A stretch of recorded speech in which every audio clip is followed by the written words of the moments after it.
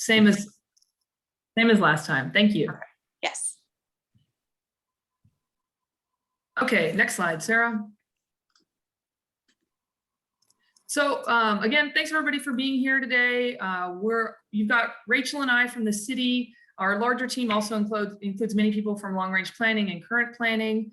Veronica Tam of Veronica Tam & Associate is the lead consultant, and she's able to join us today. And you'll hear from her later. And then Rincon Consultants is doing our EIR and also our community engagement specialist. And so Sarah's joining us.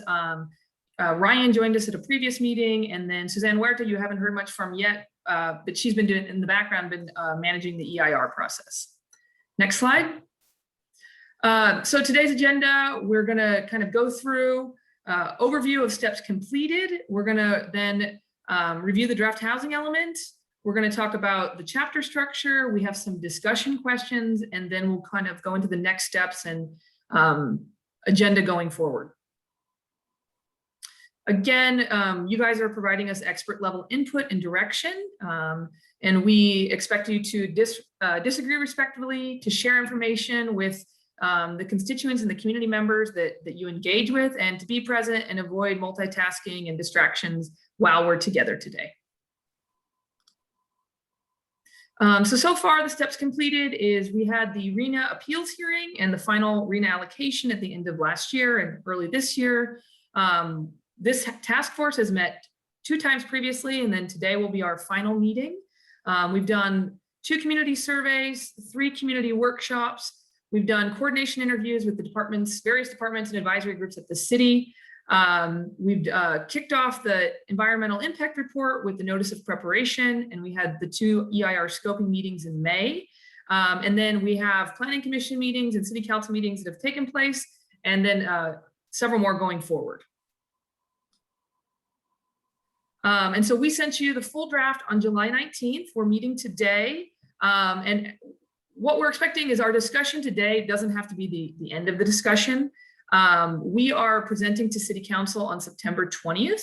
And so in order for us to get all of the comments we've received from Planning Commission, from you, from other advisory groups that we engage with in the next month, we are asking that you give us any formal comments by September 1st. And so some of you have already sent us emails.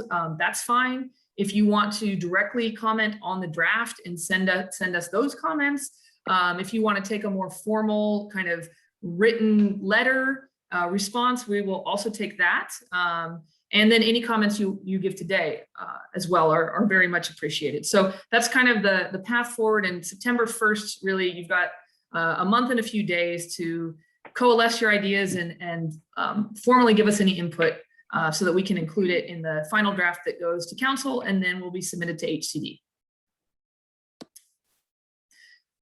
So what you'll see in the housing element is various goals, objectives, policies, and programs. And so before we dive into those, we just wanted to give kind of an overview of what each of those things are and the purpose of each of those. So a goal is a general expression of the community values and direction, expressed as ends and not actions. An objective is a step towards attaining a goal. A policy is a specific statement that guides decision-making and helps implement a vision.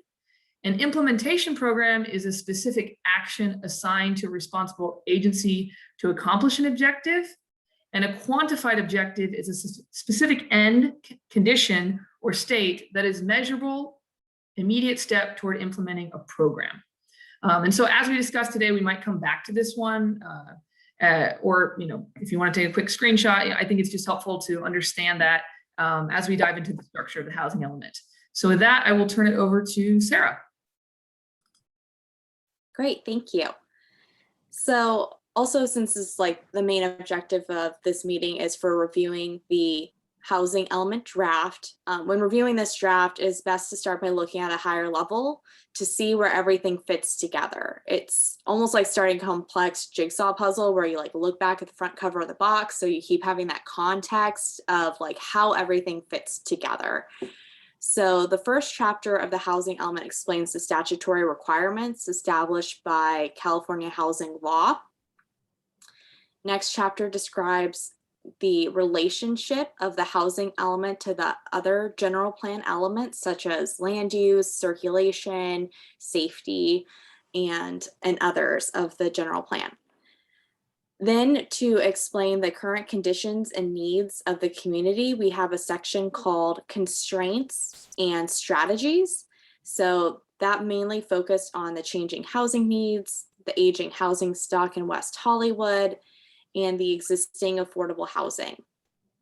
Then followed by the goals and policies and housing programs. And then there's an adjoining technical background report, which includes a range of very specific technical information, including the housing sites inventory and community engagement conducted so far. So as I explained, the context and strategies section explains West Hollywood's current housing needs and conditions. First, the city is experiencing changing housing needs, including providing affordable housing and alternative housing arrangements through new construction and adaptive reuse to create assisted living, residential care, co-housing, and shared housing types. Second, West Hollywood's overall housing stock is starting to age. We found that the median age built of housing stock is 1962, and approximately 93% of the city's housing stock is at least 30 years old. Third, when examining West Hollywood's housing conditions, we reviewed and identified all existing affordable housing stock within the city. We found that West Hollywood has approximately 16,581 rent stabilized units and 1,056 publicly assisted rental housing units. In addition, there are 720 households in the city that are recipients of Section 8 housing choice vouchers. So that's like just a general overview of the housing conditions, and that was a very brief description of each. When hearing these descriptions, do you think it accurately depicts the experience in West Hollywood? And this is where we can open up for discussion if you have for the chat, or if you want to raise your hand or unmute yourself for being able to discuss these current conditions. Yes, it accurately depicts, definitely. Okay, I think Mike, are you raising your hand? I think Mike maybe, and then Marianne next. It seems accurate enough to me. I was just wondering if in those statistics you also have and maybe you said it and it just wasn't on the bullet and I missed it, the share of the rental units that are rent stabilized. Yep. I don't have the percentage of the rent stabilized. I have the number, which is 16,581 units that are rent stabilized. The question I had was, how many overall units are in West Hollywood? I mean, we have that in the report. I can pull up the report. I don't have it off the top of my head, but it is listed in the housing element and in the technical background report.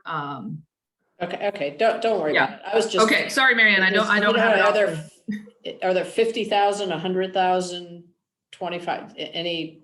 Do you know order? No, it's closer to the 28,000 or 30,000 number. Off the top of Rachel. Actually, your overall city population is less than 50,000, so it's less likely that your housing units would be close to 50,000 because you know. So I can quickly pull that. Yeah, don't worry about it. That gives me a ballpark. Okay. Great. And then Barry, you've got your hand up. Yeah, I think, and just off the top of my head, I think it's in the range of 28,000 because the RENA requirements are an additional 12% to the total number we already have, which is why it's such a hurdle to achieve. But quick question: we were talking about those numbers about the age of the housing and all that.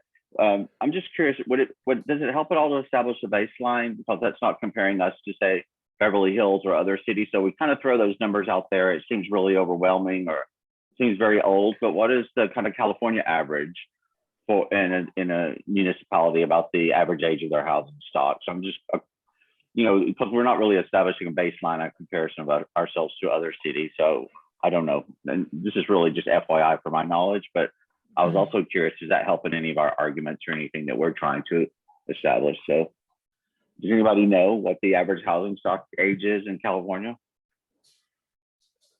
Yeah, again, this is something that we need to kind of pull that information, but generally, your housing stock, it is not unusual in terms of the fact that you're in a very urbanized community that's been developed many years ago. So your housing age is probably quite similar to a lot of the communities. I wouldn't say that it's significantly older than other ones. Okay, great to know. Thank you. And I believe I always remember hearing that the reason for the 30 years is that's when you can see major repairs being required, whether it be plumbing, electrical. There's usually significant changes in the building code, especially the green building code for the state. So I think that's usually why it's a marker, necessarily because of comparison with other communities, but because of the common trends for maintenance and rehabilitation of housing structures. Right. It starts to become economically not viable. Right? Exactly. Right. Okay, great. Thank you. Yes, definitely.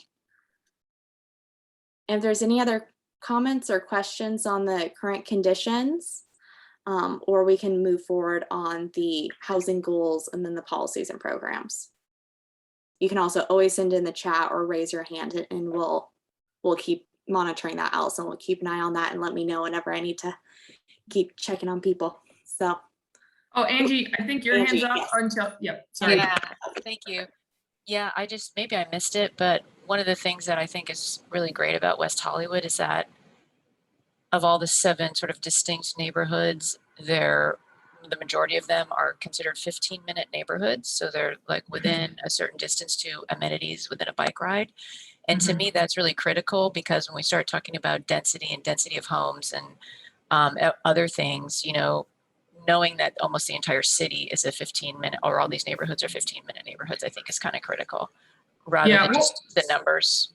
Yeah, we tried to, one of, Rick Abramson is our new urban design studio lead. And so the program that he wanted in there to kind of address that was the final program, talking about livability and I can't remember the final title of it.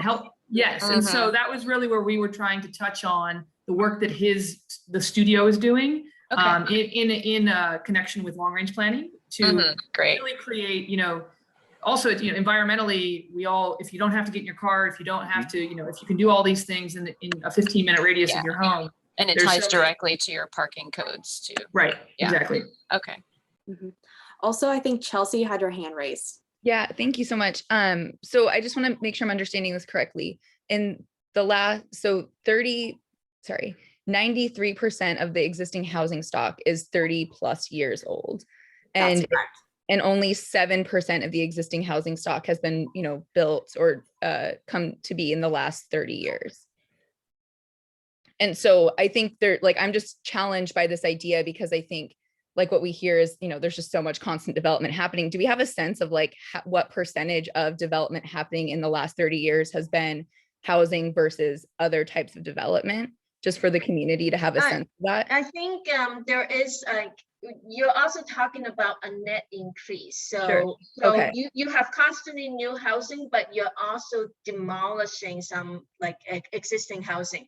So that's why the recycling of the housing stock is smaller, seems like smaller with new units compared to what you are maybe psychologically thinking about new construction, is because the net increase we're talking about, the age of housing stock, the percentage is really applying to the net increase. So, okay, thank you.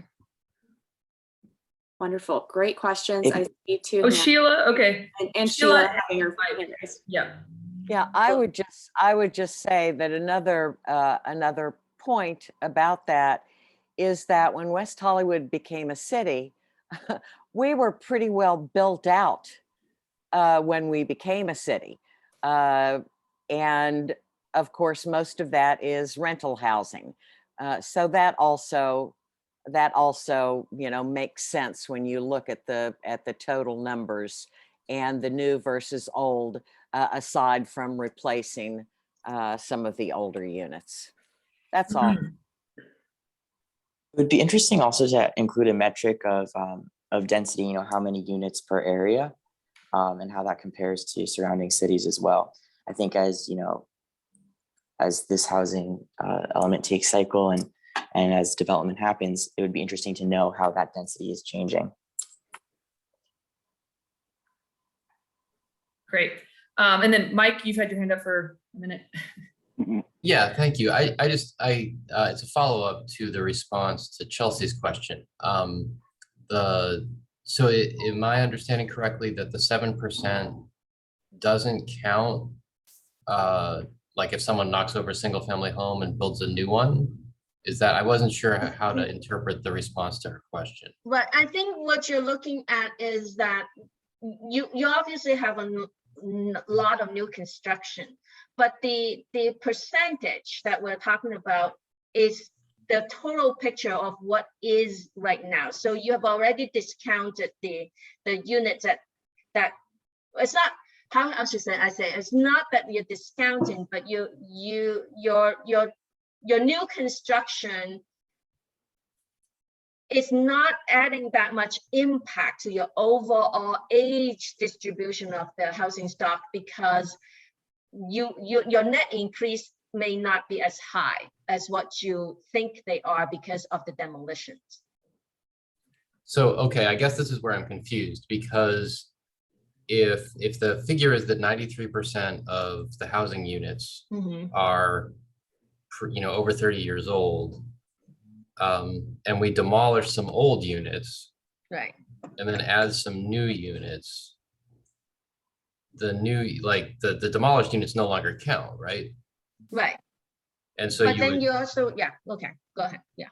So I guess I don't see how that would change the fact that 93% of our, I mean, it's the case that 93% of our housing units are over 30 years old, right? Right. Let me just do it this way. Just it cannot be precise. The number cannot be precise for a couple of reasons. One, there is no precise measures of like data on what exactly is the age of the structures in your community. It's all based on American Community Survey, and which is a survey of maybe 5% of your housing stock, and therefore, you know, extrapolated. The other reason for that is American Community Survey is delayed.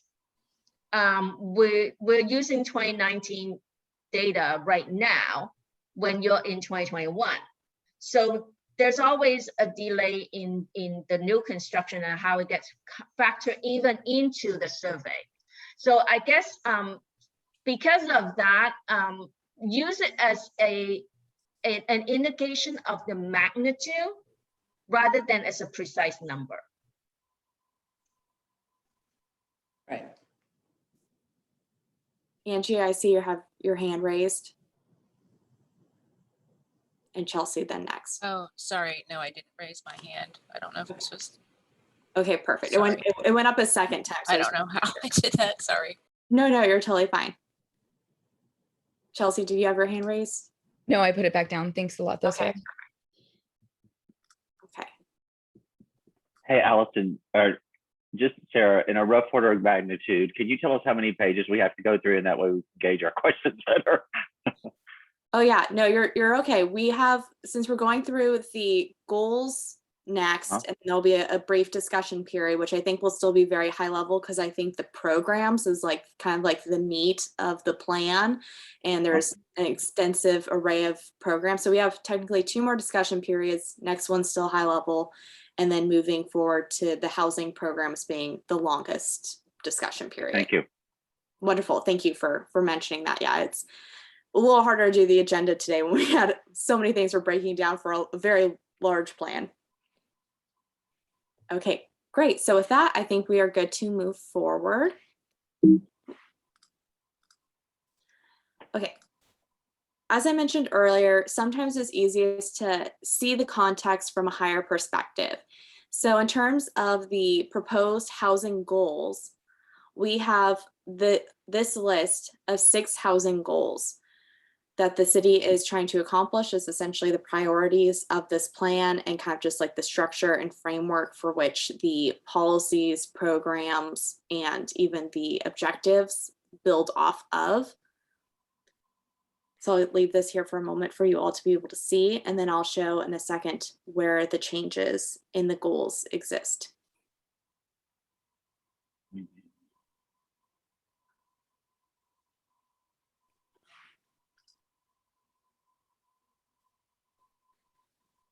So you're probably wondering where there are changes in the housing goals. There's a lot more changes in the housing programs, but in terms of the goals itself, West Hollywood had already a pretty robust list of goals that met state requirements. So the main change was to goal H-6, affirmatively furthering fair housing.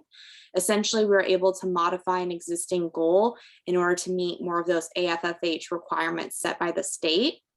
And if you need to take a screenshot or just have this available to you in a moment, I found it very helpful to have some of these list references available when looking at the plan itself.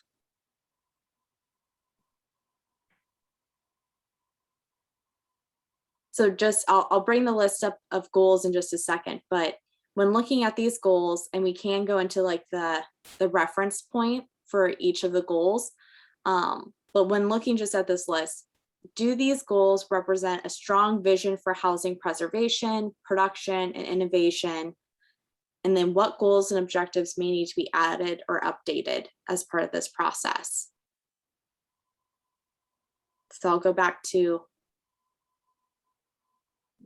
the list of goals.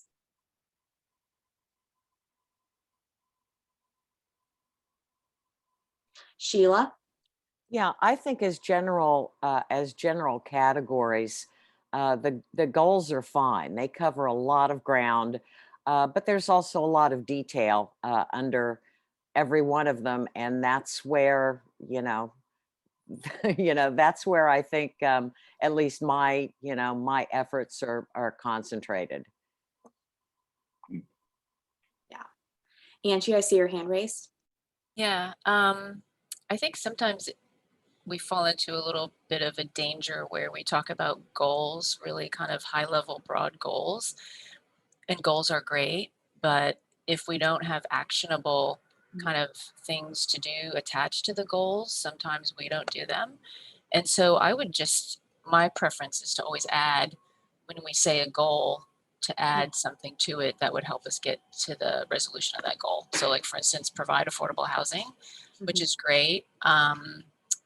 Through implementation of expanded zoning opportunities, or because I really think the framework within which we build is critical to be updated at this point. And when I look through all the paperwork and kind of plans that you guys have sent, which everything is really great, but I find these like little kind of tidbits, like in 2014 it was mentioned that there should be a shared housing model, or the city should study a shared housing model or micro units.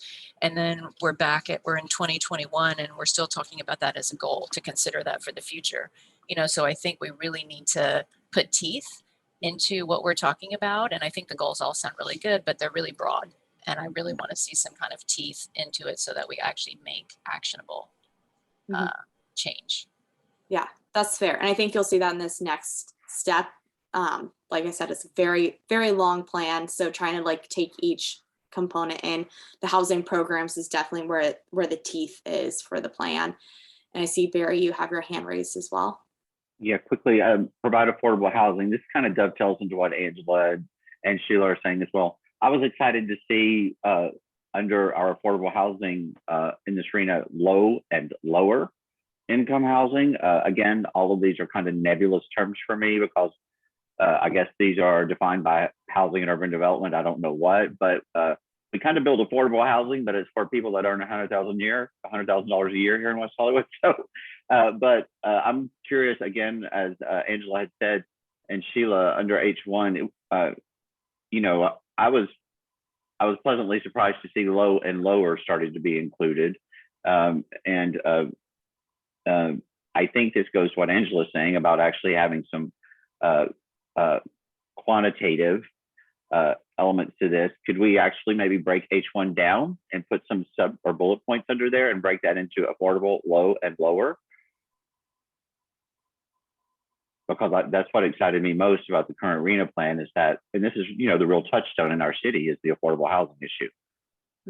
Yeah, and I think Barry, when you look at H1, we're going to kind of get into the policies next, but you know, the goals are kind of the bigger picture, and then the policies are the points. You know, in H1, you know, there's 6 of them, and so within you know H1 we see you know, some specifics, and we're looking at affordable housing and the full range of lower, mod, and then, you know, we also have, as we get into the programs then that are implementation ideas, there you see like there's specific emphasis on moderate or even workforce, which is where you're talking about that, you know, you make $100,000 a year, but you still can't afford to live in West Hollywood.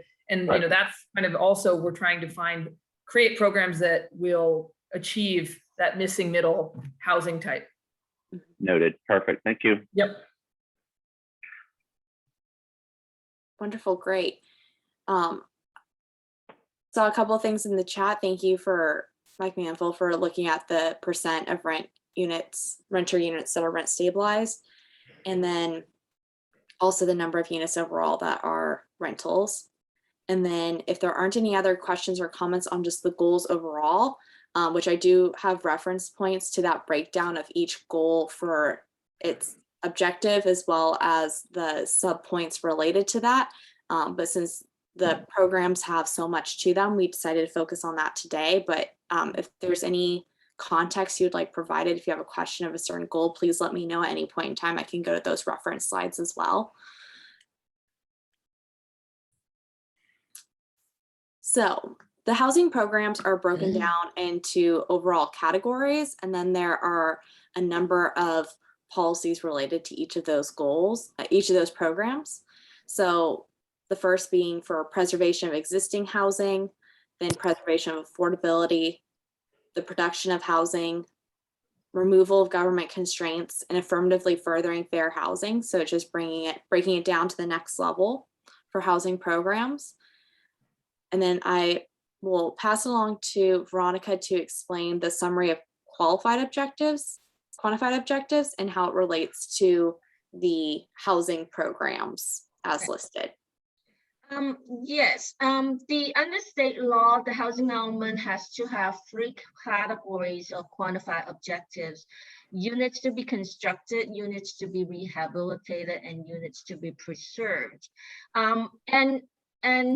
State law specifically says that it recognizes most jurisdictions would not have the financial capacity to actually meet all the needs. And so your quantified objectives should be as realistic as possible, recognizing the capacity, that the ability that you may have in providing for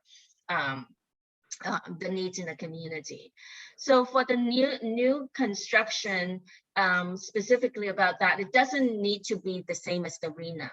The regional housing needs allocation, you must provide adequate sites for it, but you do not, in terms of the new construction, the state, particularly when it comes to lower and affordable housing, the state doesn't expect all the jurisdictions would have the ability to really build all the units. So I guess this is like this is some numbers that we are putting in as a placeholder, and definitely, you know, certainly welcome your comment as to how to look at that. Typically, when I look at the new construction, I looked at certainly what's already in the pipeline. You know, we should hopefully at least meet the pipeline at that much. And then looking at how much maybe your inclusionary program, density bonus and all that, how much more do you think you can meet, particularly for the lower income? In most cases, jurisdictions, this is like a general average. Most jurisdictions in the state, on an average, do not meet more than 15% of the lower income RENA. And so this is kind of like estimated based on that type of trend, but this is certainly just a beginning point for discussion for you. Units for rehabilitation, we have not included anything yet in there because it depends on some of the programs that we've included in the housing element and what the city thinks that the resources should be focused on. And then we would develop some objectives for it. But again, if you have some ideas about how much the city should be aiming for, that would be certainly something that we welcome that comment. Units to be preserved is your affordable housing stock, current affordable housing stock. That's like deed restricted rental affordable housing, and the goal is to preserve all of them. So that's really that this. And having said that, this is something that you should be as realistic as possible, but it's not binding. If for whatever reasons you're not able to meet the objectives, then the next time when you update the housing element, you explain why certain programs were not implemented, or that some programs, the funding was discontinued, and so you explain why you were not meeting your objectives. But it's not binding that like there's no penalty for not meeting it. Having said that, we should still be as realistic as possible. Great, thank you. Yes. Quick question. So on the units to be constructed, did you say that within these 2,000 units, some of those are already in the pipeline, or is this in addition to what's in the pipeline? This is some of that is already in the pipeline. So when you say pipeline, is that something that's been applied for development permits or something like that? Including some that's in discussions, but not necessarily approved or proposed yet. So, and how many of the 2,000 are in the pipeline? I have to go back and look at the housing element, but this is a general estimate. I think we can certainly adjust it, but we can go ahead and look at the housing element. And then my other question on the units to be preserved. So some of those units are coming up, like the deed restrictions or something are coming Right. up. Section 8s are expiring, or whatever that is. Is that what's happening with those 1,000 units? And do we know what the timeline of those are? You actually only have one project that is at risk of conversion, but it's at very low risk. But I think this goal is to make sure that if circumstances change, that your goal is to preserve all of them. The only project that are like subject to some kind of deed restriction that may expire in the next 10 years are owned and operated by the housing authority, Los Angeles County Housing Authority. So that's why it's at very low risk. Yeah, it's the project on Kings that's owned by the county, 800 Kings. Anyway, it's LACDA. We don't actually have any money in the deal, but we just work with them, and we're not concerned given county priorities about that building. Yeah. If there isn't any other questions, I'll keep moving on to the other programs. So one of the first housing programs for the preservation of existing housing. So preservation of existing housing relates to goal H-2, which asks to maintain and enhance the quality of housing stock in residential neighborhoods, as well as goal H-3 to encourage the diverse housing stock to address the needs of all socioeconomic segments of the community.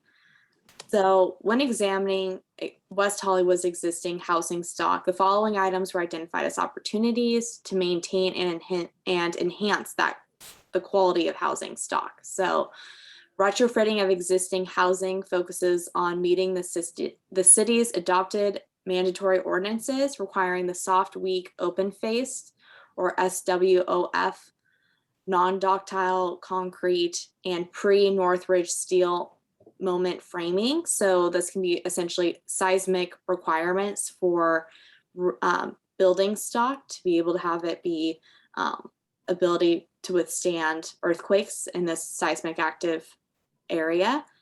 And then incentives such as continuing to provide loan assistance, housing trust fund loans to nonprofits in order to provide and work with those partnerships to identify new housing sources. There's also the opportunities for the small multifamily building acquisition and rehabilitation. So it may provide new opportunities such as buildings, creating a local community land trust fund that could both acquire and rehabilitate existing buildings on behalf of existing low income tenants.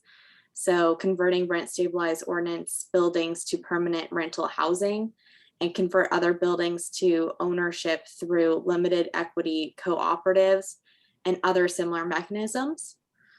It also benefits from the land banking opportunities. There's also additional programs such as the Home Secure program, historic preservation, and code compliance for being able to preserve this existing housing stock.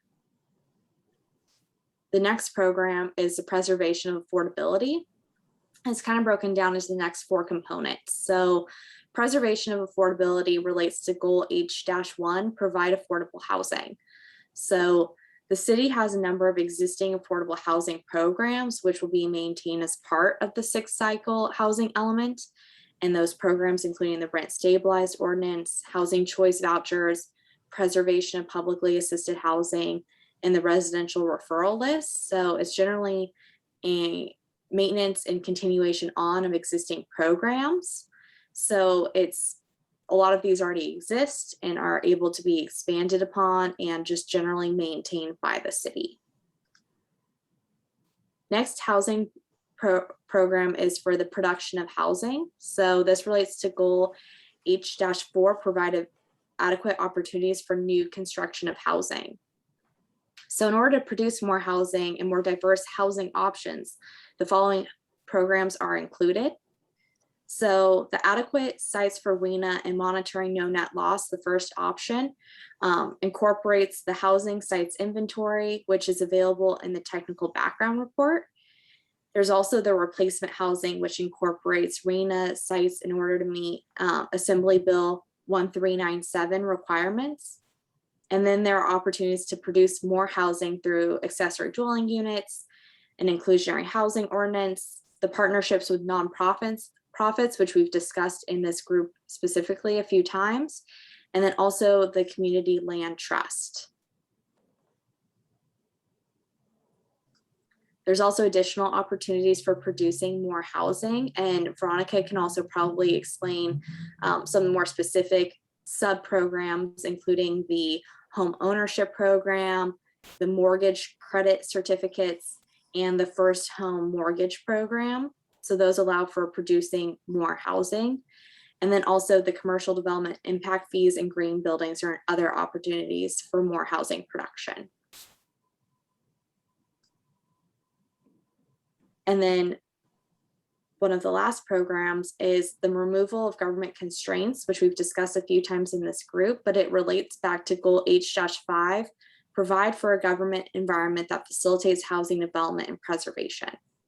So we also propose to modify the residential development standards and process.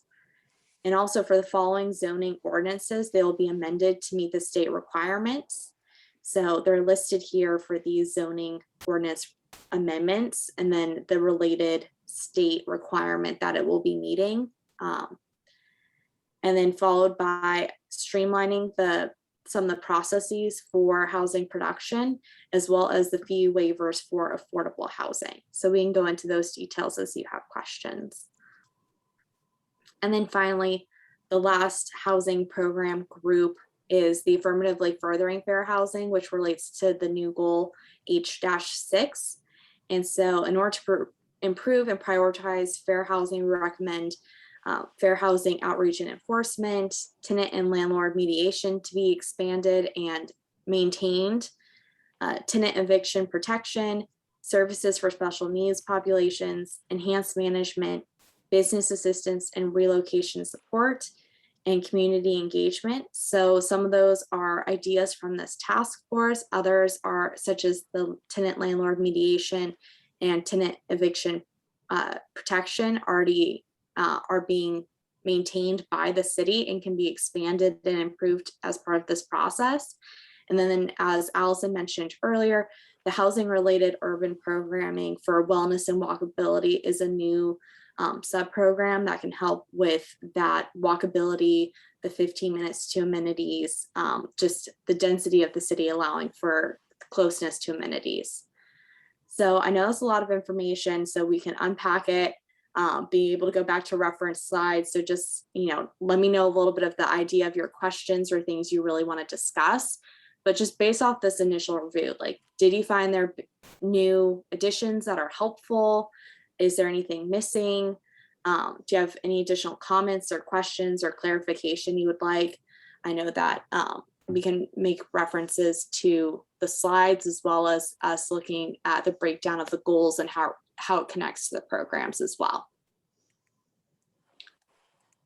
Angie, you want to kick us off? Yeah. So I haven't been able to read everything in depth, but I took like a quick review, and I think the community land trust idea and to implement that or consider it in 2024 is kind of a new addition that I think would be really, really helpful. And I've read into it a little bit. And community land trust, you could actually do a community land trust for one parcel, or you can do a community land trust for a much bigger sort of area. And that's a way to kind of control land costs to promote affordability, both rental or ownership. So I think that's a really, really good thing that was added. I don't know where this kind of fits in, maybe you guys can tell me, but I think that there's a couple critical things that I thought were really important to include. And one is reduced parking near transit, because the cost of parking is so much. I think we really need to look at people and not cars and really figure out how to reduce parking, because West Hollywood is kind of surrounded by transit. And then this allowable square footage per unit, which is the density that's on the books right now in the city of West Hollywood. I really think that we need to be specific about improving that, because I think it is one of the hindrances to being meeting our goals. So if we really want to provide affordable housing and we really want to have a diverse housing stock, we can't do that if we have really large allowable square footages per unit on parcels. And so we should be able to say, okay, on this parcel, you can build the maximum number of units is 60 rather than 30, which is, what we have right now, so that it gives developers and homeowners more flexibility. And then I think for land use, we really need to talk about R1 and the exclusionary R1 zone and, updating land use to meet our goals. Yeah, great points. And I know that you've mentioned some of those before. Also, I believe when looking at the draft housing element, information for parking is included in the inclusionary housing ordinance, as well as the residential development standards and process. There's one that's specifically of like change, reduce, eliminate certain parking requirements to allow for shared parking, and unbundling of parking to allow parking to be sold separately, and evaluate potential modifications to parking size requirements.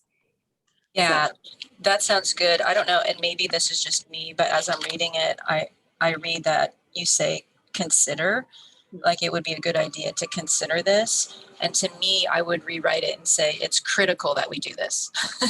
If we really want to meet these goals, it's critical that we do this for the parking, we do this for the density, because I really think that that's the truth, that we have to do that. And I think I think the city's been talking about these things, or at least around the edges, at least with shared housing models and kind of what I've read. So it's just maybe the language too. Okay, thank you. And then Marian, I saw that your hand was raised early on. Yeah, I have a question on the rehabilitation of the existing housing. I don't quite understand in reading this, and I didn't read the technical report, so I don't know if there's anything in there.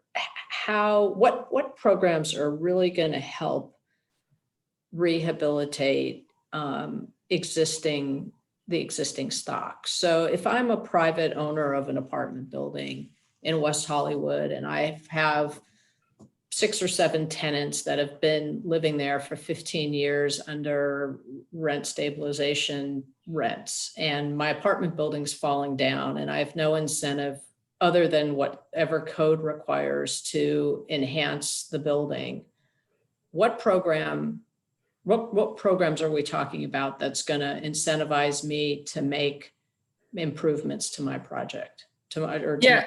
Yeah. So Marianne, those are mostly under program 2. The issue is, and it's the issue in Santa Monica, it's an issue in many cities. We can't use the trust fund because your building likely, if it's rent stabilized, isn't wholly occupied by low and moderate income households, which is a requirement of the trust fund.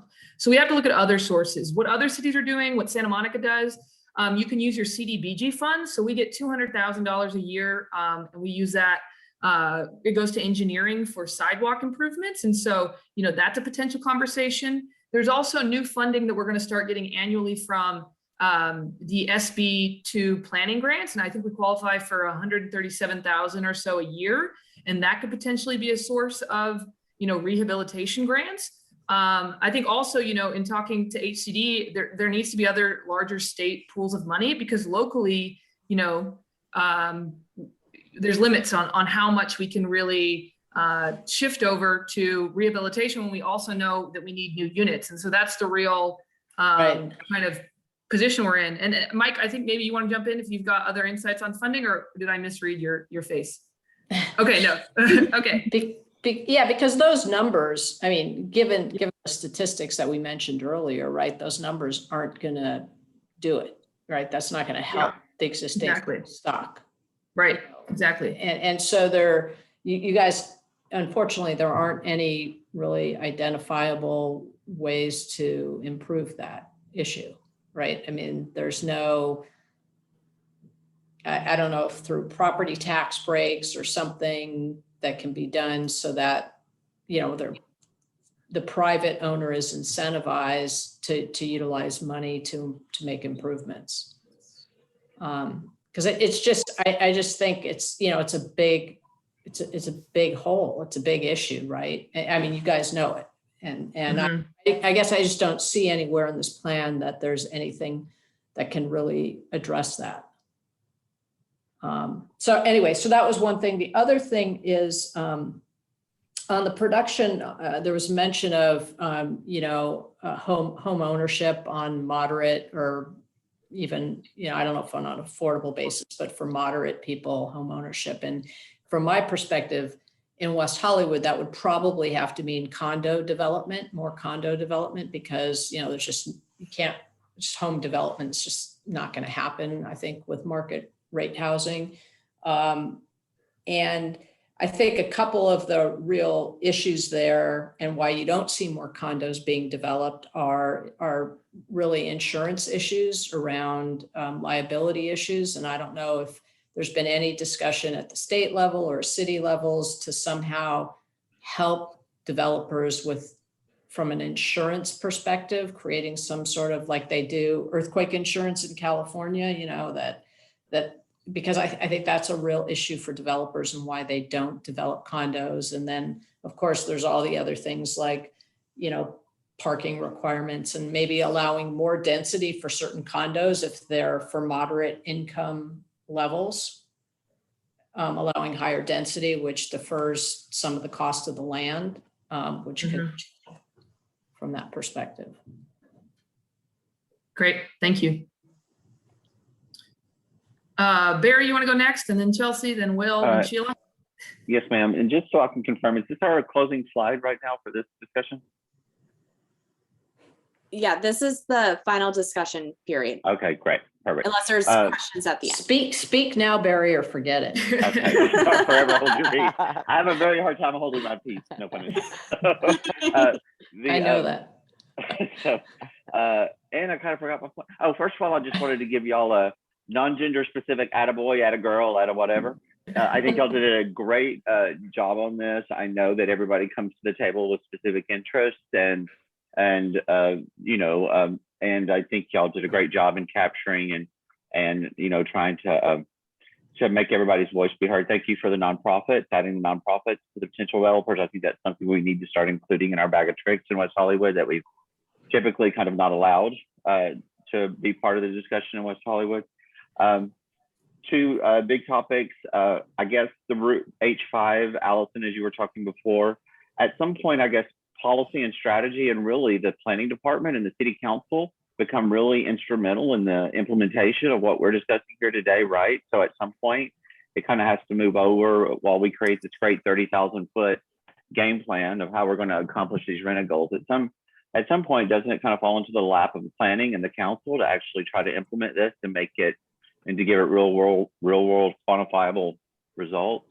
So it has to kind of become either a strategy or some type of policy measure, correct?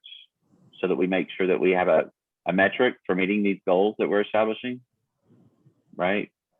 I don't know. Yeah, I mean, planning absolutely will play a huge role in terms of taking on kind of the bigger questions, certainly the planning commission as well, and city council, the bigger questions about, you know, a sliding scale density or rezoning. That's absolutely true. Yep. Okay, and then my last point, and I promise I'm done, unless somebody says something provocative. Tangential to this, just curious, but you know, I was kind of shocked by that housing stock number and the age of that housing stock and how that starts to relate to, you know, efficient buildings. So I'm curious, in our climate action plan for the city of West Hollywood, does this start to impact any of the numbers or the projections that we put in there? I mean, is it going to require a certain amount of our old housing stock needs to be updated in order to meet our numbers in our climate action plan? I'm not the expert on the climate action plan, but certainly yes, it's all connected. And I don't know the specifics about how it's updated. That's our Robin Eason and her team, but absolutely they all play into each other. Yeah, it's like a tail that wags the dog, right? Yeah. Yeah. Okay, perfect. Thank you. And again, thank y'all for doing such a great job. Great. Chelsea, then Will. Yeah, thank you so much. I was also really moved and excited by the community land trust, but concerned about the timeline and then also that just word consider. So I was wondering why we would wait until 2024 to explore the feasibility of a program that's proven viability since like the 1960s. And like, if you could just speak to that like timeline and why it would take 3 years to consider that. Yeah, so in May, we were approved by council to explore a community land trust.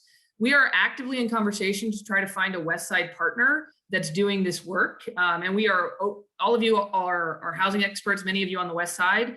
Our biggest issue right now is finding a viable partner that wants to work on the West Side, and specifically, you know, for our council, if we're going to be providing any dollars, we want those, you know, the land banking to be in West Hollywood. So we're actively also working with the West Side cities. We want HCD REAP funds, and so part of that exploration is to try to activate a community partner that could take on this work. And so by 2024, it's really when we're trying to have something. And so, you know, realize it. And so perhaps we need to look at the language there, because we already are doing it. It just might take some capacity building to find. We've had a lot of community partners that aren't doing community land trust work, but are active in West Hollywood in sort of housing rights issues. It's just finding the right, you know, partnership that you also have somebody that can do the real estate and the real kind of property development piece. And so if any of you guys we've talked to all the active community land trusts, like the 6 active in the larger LA area. But if you have any leads, we are also, you know, that's something that we would love to hear more from. And if any of you have connections. Thank you for explaining it that way. It's really awesome to hear it. I just want to say, like, on one hand, I've witnessed this conversation about preservation, like sort of, or almost take priority over the new development. And it's clearly to great success if 93% of our existing housing stock is more than 30 years old. And it just feels like now we're at this juncture where we need massive reinvestment in that existing housing stock just to continue to maintain it, which kind of falls down to the responsibility of the government. And it's like, working in this, like, because the market is continuing to force more expensive rents, I'm really excited to see the city champion, like, you know, off-market opportunities to actually meet the needs of our low-income, most vulnerable community members. I think community land trusts do that really well. But like my concern is, I guess, that we're working really hard to protect these old buildings from being targeted as sites for new development. And now the government is responsible for finding funds to rehabilitate those existing buildings when like the private market would otherwise see these as opportunities for that type of reinvestment. And so I just have like a tension with that, while also recognizing our goal is to ultimately like support people's ability to stay in place. And I feel like we've missed out an opportunity to do that well by just providing a robust amount of housing options to continue to like let the cycle do as the cycle does.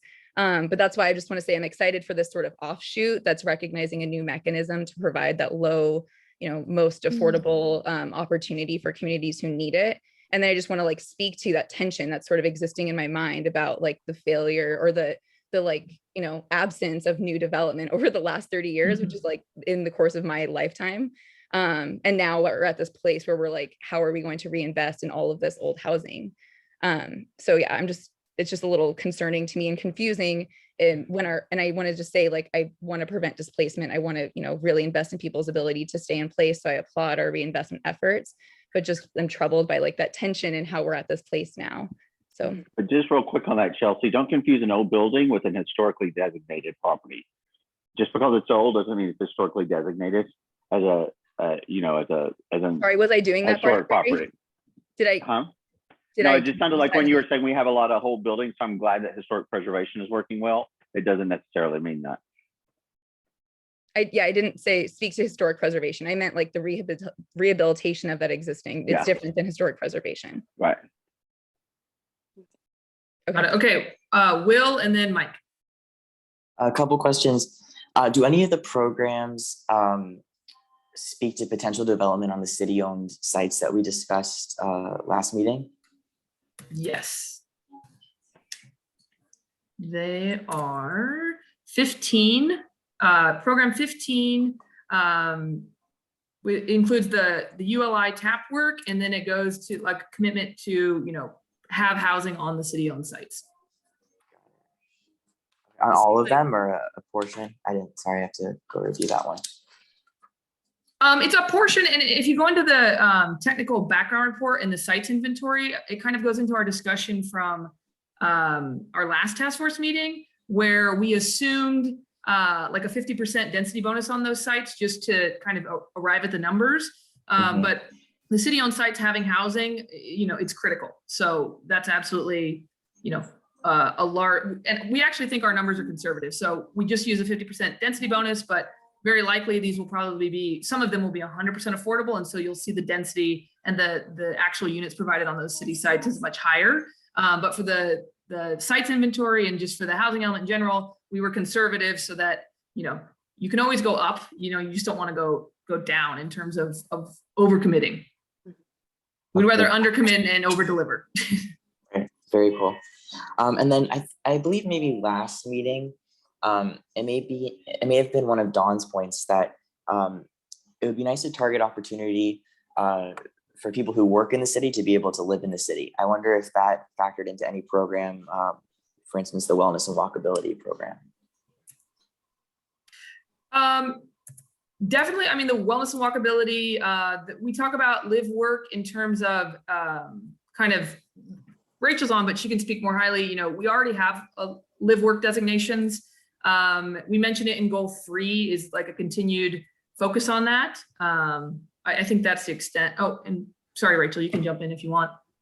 Sure. I think that you've named all of them actually, Allison, but I think that there's definitely an opportunity to look at expanding upon kind of marketing to people who live in the community, and also basing some of our housing needs specifically on people who already work in the city to help close that, that commuting gap and have people live and work and kind of reach the people that we want to live here who already work here. So that's something we can look at weaving in a little bit further too into our programs.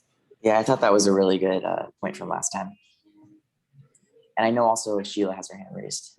Yeah, I was gonna say, I was thinking it looks like Sheila, Mike, then Marianne Fur, and then also saw that someone called in. So Sheila.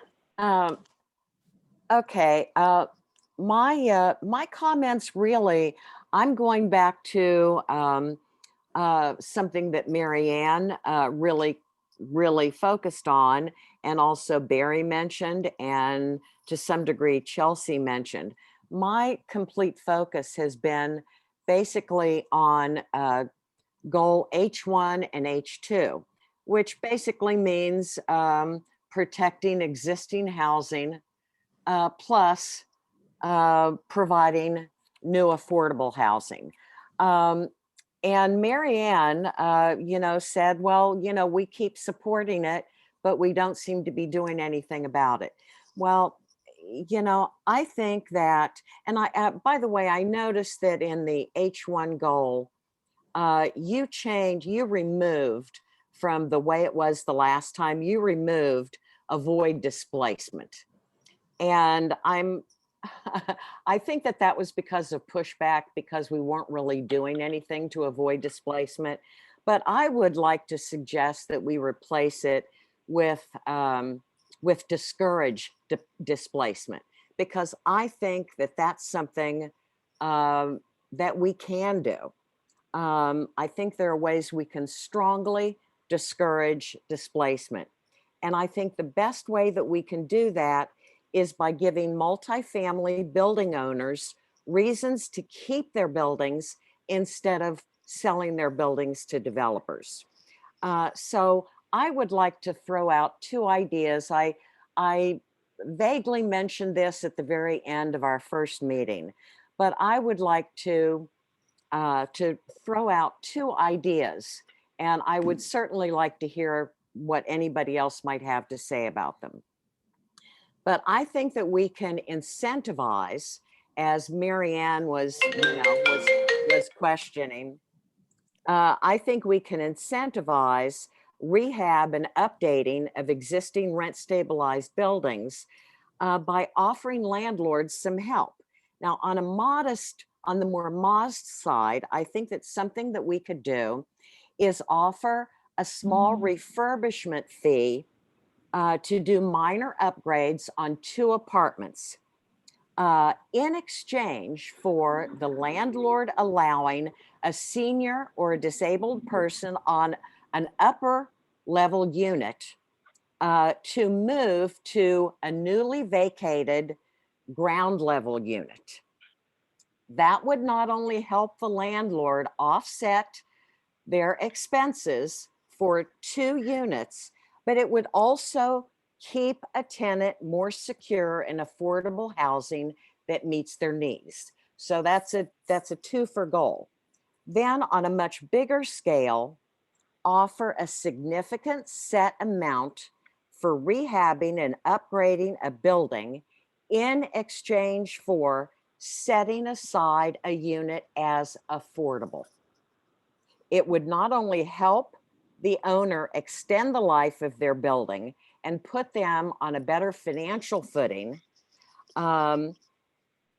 which, by the way, makes it less likely they'll sell to a developer, but it would also give us a new affordable unit. So again, I mean, that would be a really big twofer. Now, my understanding is that the cost to construct a new affordable unit is somewhere in the neighborhood of $450,000 to $500,000. Can somebody, confirm that I'm right on that? Yes.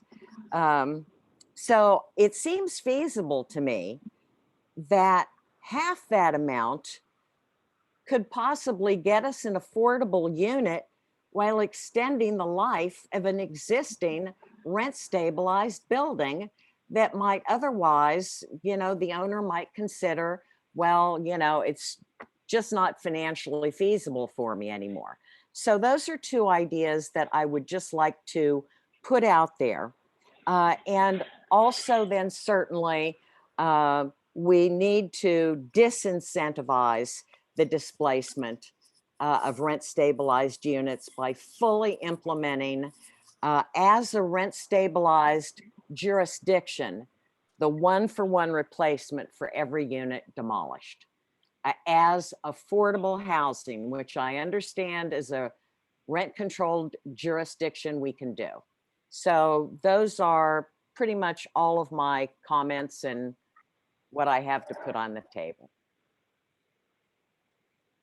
I just want to add to what you said, Sheila, and say that on the west side, and particularly in West Hollywood, our average cost per affordable unit in affordable projects is more like $700,000. The property I can value. attest to that. Yeah, and in the Bay, and then in the Bay Area, you're seeing, in the news last, $1 million units for a tax credit project. Yeah. So, Well, that kind of makes my point, and also,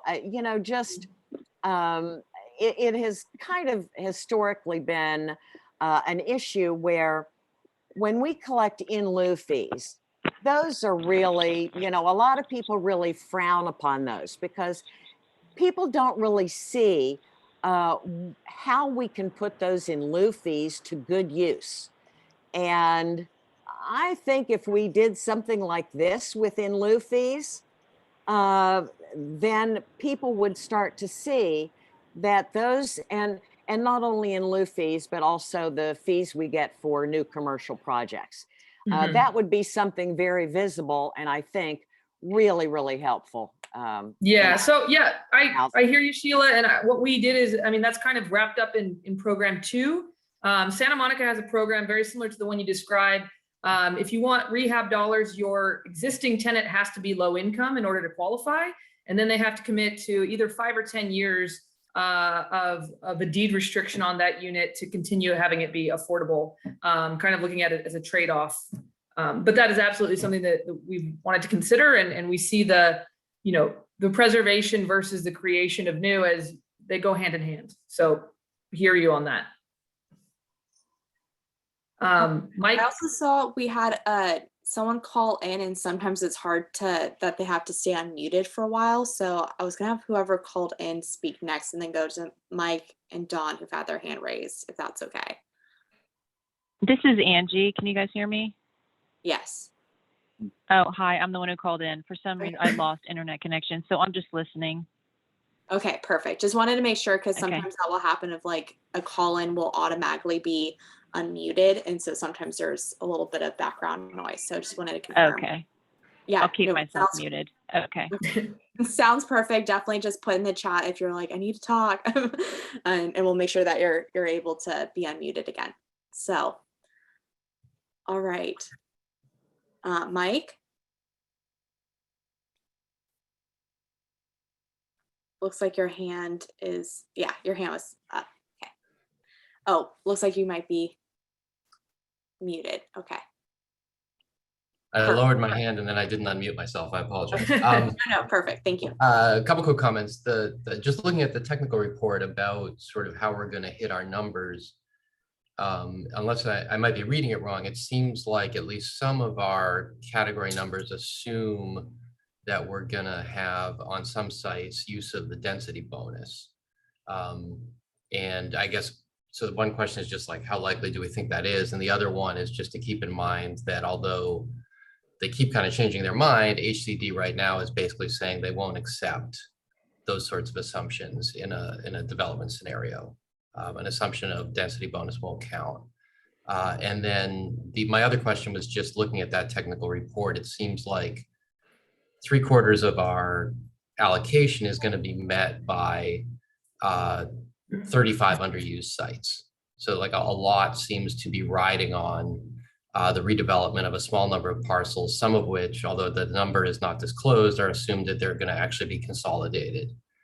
And so I'm wondering if the final report is going to include some sort of probability, estimated probability of development. Because again, well, one, I'm just interested in it and I think it's a good idea, but also HCD has been ambiguous about whether it will accept an assumed 100% probability for non-vacant underused sites. For vacant sites, they're willing to accept it, but the indications they've sent out thus far are that if there's something on the site, you cannot assume probability equals 1 that'll be redeveloped. I think Veronica, or we also have Ryan on the line for just the specific sites inventory questions as well. So Veronica or Ryan. Yeah, let me start First, I think, Ryan can definitely correct me, but when we were looking at the sites inventory, we only assumed density bonus on the city-owned properties. I don't think we have assumed density bonus on other properties that are utilizing density bonus. So that's a little bit different with the city-owned properties. And so the other thing too with the probability, actually, the state doesn't require jurisdictions to estimate probability in the same way that you're thinking. What they want us to do, actually, we've gone through the site inventory review with HCD very rigorously in the San Diego region, because the housing element is actually preceding the SCAG region. They want us to be very meticulous, to be as realistic as possible when you're including sites based on their existing condition and existing uses. But they're not actually asking us to say, these are the 100 sites and we're going to discount it by X% because of the probability of being developed. I think that's not necessarily what they've been asking us to do. But certainly, I think one thing that we do have to answer HCD is how likely, when you have mixed use, we're relying a lot on mixed use sites. How likely a mixed use site will come in with 100% non-residential? That mixed use overlay sites would not have any sites like any housing at all. That's the percentage that they actually do want us to look at. The larger the likelihood, the more buffer that they want us to provide in the site's inventory. And the recommended buffer is 15 to 30%, which we have met in the site's inventory. But based on our understanding is that we're not getting a lot at all of 100% commercial development in the mixed use area.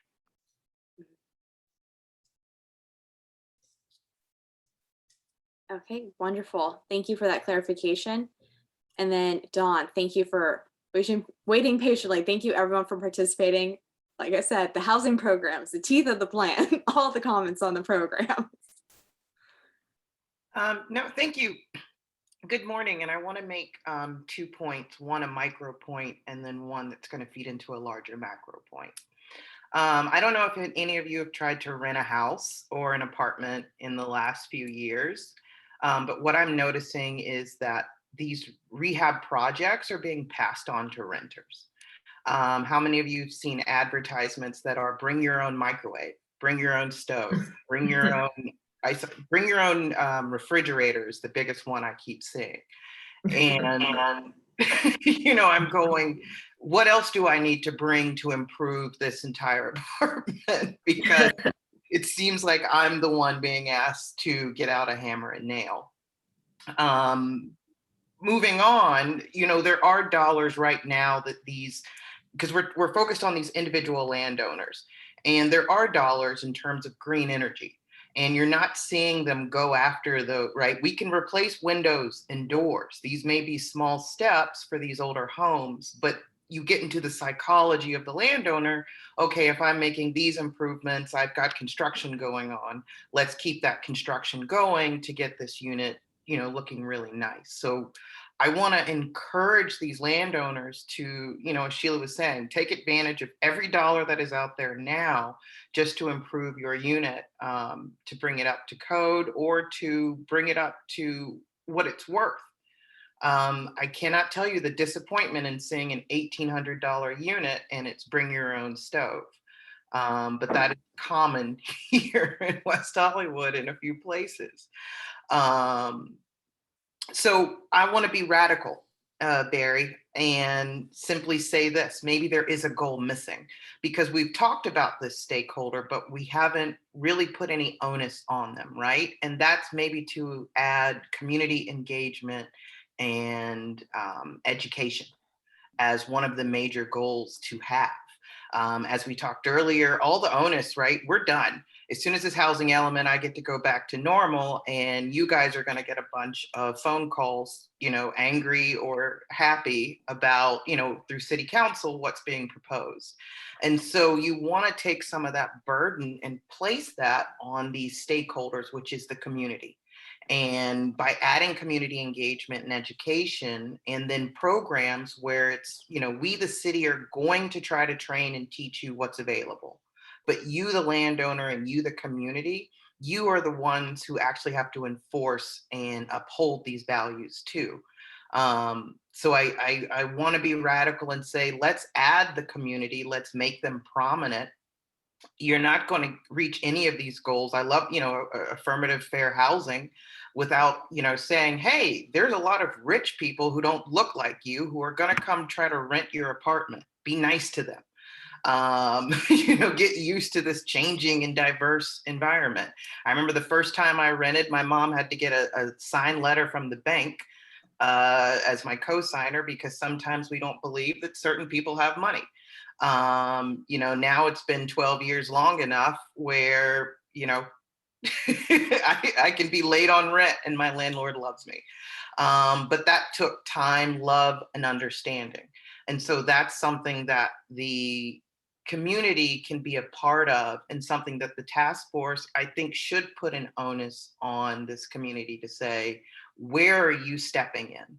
And what engagement have you done to find what programs and what money to make West Hollywood a better place? That's my point. Yeah, great point. And also for, I think, the housing program 30 for community engagement kind of correlates to that. But I'm definitely, for when it comes to, like you said, putting it also back on the stakeholder, it's a two-way street for that. And then if there's any other questions or comments, Angie, I see your hand is raised now. Yeah, thank you. I just wanted to touch on what Dawn said, which I totally agree with, and what Barry mentioned a little while ago when he referenced the climate action plan. I just had a chance to just look it up. And the City of West Hollywood's climate action plan is dated 2011. And I know there was I think an RFP out for a consultant to update the climate action plan in 2019, but I don't think it's been done yet. And I think because we know there's just so much going on with the climate and things are changing. And the seismologist, if you guys know Lucy, and I'm blanking on her last name, but Lucy, Dr. Jones.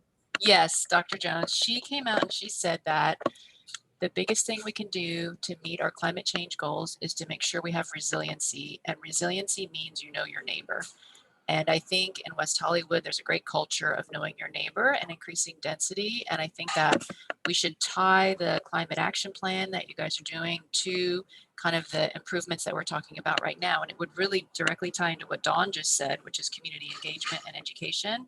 And what Barry was mentioning about how does this relate to our climate action plan, preserving older affordable housing, or older housing in general, because the older housing is sort of passively designed anyway, the much older ones, because we designed them before we had air conditioning, so if you look at these beautiful buildings in West Hollywood that were designed before air conditioning, they have cross ventilation, they have natural light, but the problem with them is that their bathrooms are really tiny, and we have laws about accessibility that require path of travel and bathrooms that are very large. And so I think sometimes land or building owners don't want to update or rehab because they get into having to make things a lot larger, which then gets into losing units, and it just kind of is a little bit of a can of worms. But maybe this is where Rick Abramson and his studio can kind of come in with a climate action plan and actually show people, what the future might look like, and then help with this community engagement and kind of wrap it around climate action as well. Yeah, great point. I think Rachel can speak to the climate action plan as well. Yeah, so we're actually in the process of updating our climate action plan, and I think a draft is coming out this fall, and we've been doing a large amount of community engagement. And I think part of what was said previously is that there are some not necessarily conflicting goals, but certainly preservation or updating buildings is a goal in one way that then conflicts with another. And so we're really trying to, as we develop this plan further, to make sure that any any conflicts really are addressed in a way that can allow those conflicts to exist, but understanding how we overcome them. And so that's something that we'll keep looking at as we, get towards the finish line of this plan. I think it's super important for us to make sure that we're not conflicting those two. All right, Craig, I see your hand raised. Great, thank you. Really great. I think you did a great job laying out everything on some of this element and on some of the updates. So I just want to start by saying that. And one thing I wanted to raise is the sort of the missing middle, moderate income level housing. I see some on H1, some of us would provide affordable housing, but is there anything that we talked about sort of in the past for sort of other elements for creation of that missing middle moderate income housing? It seems we have our inclusionary program. There's a 100% affordable housing program where if you have 20% of moderate income as part of that affordable project, then you don't have some of the density increases that are available for an affordable housing developer. So I'm wondering if there's something in the policies that we could look at or exploring, considering for that missing middle moderate income housing from a rental perspective. Not just forget the for sale, because I also see some things as condominiums, for sale housing. Keep in mind that one can do a condominium initially. Economies could change. They could go to rental, or rental could turn into condos. So I wouldn't want to put too much weight on the for sale side, especially during the entitlement side of a project. So I just wanted to ask about that portion. Yeah, it's largely covered by program 17. And then I think kind of from a zooming out lens, one of the items that's been brought up by some staff and also by some of you is this idea of sliding scale density. And so if you were committed to workforce housing at a certain, your ability to build more units on that parcel could increase. And so that's part of an overall exploration of a really kind of a sliding scale density program that's in the work plan. So that's where it would fit in there. And I think there's still a lot of analysis that still needs to happen internally with the staff in terms of where that's going to roll out. So the language isn't, specific, but that's the impetus and conversations that the Urban Design Studio is having with housing. And we're also looking at state funding mechanisms. But as many of you know on this call, we're trying to find creative ways to do it with the market because the state funding is so limited. Correct. That's what I'm saying. If you had the missing middle, you wouldn't really even have to rely on outside funding necessarily. That's my point. Great. Angie, do you have one more comment? We might have one more comment. Okay, your hands are still up. All right, great. This might be a good point to kind of wrap up. And I know Barry, you read my mind in terms of next steps. And so just as a reminder, we're going to be posting this video and we're going to be wrapping up the summary of these comments. As you saw in the technical background report, there's big highlights and sections that say the outcome of the third task force meeting and kind of the summary of all your comments. And we actually do a line by line kind of script of what we've all said. And that will be in the technical background report, and we'll be summarizing those comments. If you do want to give us formal comments or just an email of your thoughts, we're really flexible in terms of how much you're able to engage and how you want to. We are taking those through September 1st. And so send us what you've got in the next month or so. Obviously, the sooner is always better, but we understand that there's many commitments on your time. And so September 1st is the cutoff point. We are going to Planning Commission on Thursday, and then kind of softly the following August 5th, if there's continued conversation they want to have. And we're going to City Council on September 20th. And I'll send you guys a follow-up email kind of outlining ways to continue participating. And so you'll have all those dates in one spot. And with that, if there's any other comments, otherwise we're gonna, I think, wrap up on time. Thank you. Okay.